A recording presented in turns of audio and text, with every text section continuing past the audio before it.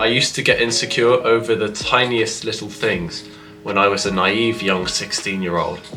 Oh, how wrong I was about myself back then. I liked having TikTok hair. I wanted it so it could grow out on the top.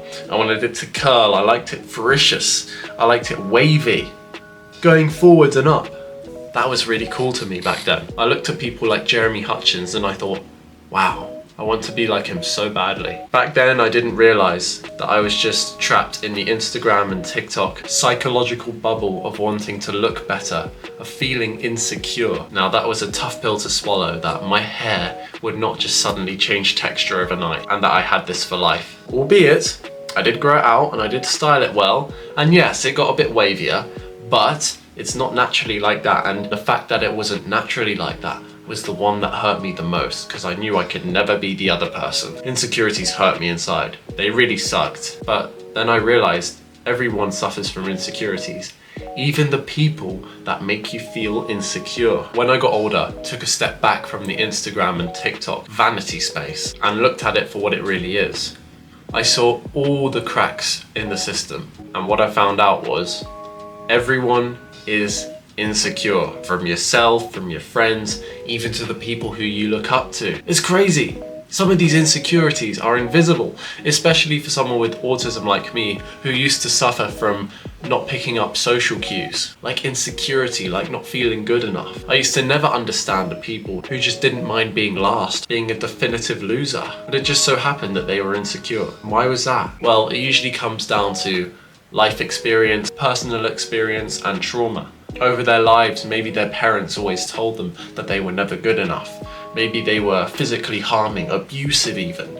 Maybe they shouted at them and said, "You would never amount to this, son," or "I hate you sometimes." And those words, man, do they have a real hard effect on kids when they grow up. They may be more likely to be insecure, bad at sports, losers, antisocial, and this may come out when they start to feel vain and want to look better. Now, I was also vain when I was about 13 to 16 years old. I wanted those Instagram likes, I wanted that validation, and so I sought it all the time. I posted about every 2 weeks. I had new trim, I'd post it to that. I thought I'd be feeling fresh. And yes, some girls eventually commented, "Yeah, it looks nice, I like it." But some of the boys, they always just mocked me because they had this sense of knowing if someone was insecure, and I didn't.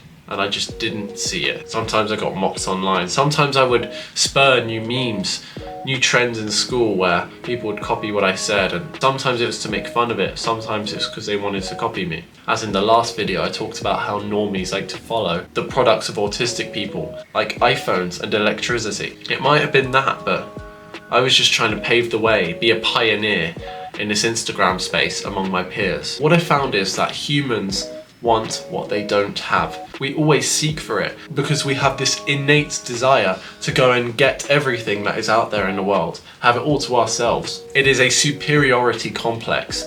It is a certain power we seek, which makes us feel on top of society. So we want all the attention. We want the new hair. We want the blue eyes. We want the chiseled jawline. We want all that. But honestly, you just have to take a step back from it all and realize how little it all matters in the real world, away from social media. If you're still within the social media bubble, there is one actionable step that I can give you to make you get over most of your insecurities instantly. And that is to look at the very person you are insecure of. Look at them in real detail, all the eyes, all the facial aesthetics, all the body proportions, all the height. Like, you might want to awaken your dark side here and say, damn, I'm better than this person. I'm better than the person who has made me insecure all my life. And then you realize that they were insecure all along. I remember reading that Robert Pattinson, one of the most sought after men on the planet, great looking actor and everything, when he was filming Twilight in his breakout role, he was jealous of Taylor Lautner. Taylor Lautner was tanned, he was hot, he was way more muscular than Robert Pattinson. Now, Robert Pattinson may be the more relevant, more sought after celebrity now, but back then, he damn wasn't. He said he got jealous sometimes of Taylor's muscular physique, his attention from girls, his modelling shoots. But now look at the two. Robert Pattinson's on the way greater path, and he is now the more successful of the two. And he has retained his good looks well into his 30s. So, all props to him. But this should serve as a reminder that the celebrities you look up to are not as perfect as you may think. They all have insecurities of their own. And you've just got to remember that whenever you feel insecure yourself about anything in life. I hope that helps you. Thank you for listening. Take care and see you in the next one.